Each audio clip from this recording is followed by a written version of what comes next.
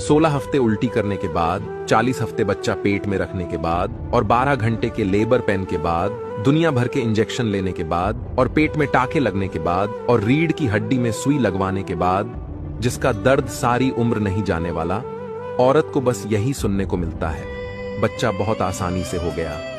अगर बीवी प्रेग्नेंट हो तो पति को याद रखनी चाहिए कुछ जरूरी बातें। नंबर 1, गर्भवती महिला को काफी मूड स्विंग्स होते हैं, जिसके लक्षणों में चिड़चिड़ापन, गुस्सा और उदासी हो सकते हैं। ऐसे समय में पत्नी को बड़े प्यार से हैंडल करें, पत्नी पर गुस्सा बिल्कुल भी न करें। नंबर 2, पति की जिम्मेदारी है कि पत्नी को समय पर खाना और दवाई जरूर खिलाए।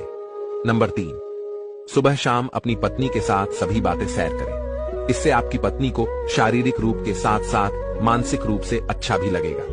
नंबर 4, अपनी पत्नी के साथ ज्यादा से ज्यादा समय बिताने की कोशिश करें।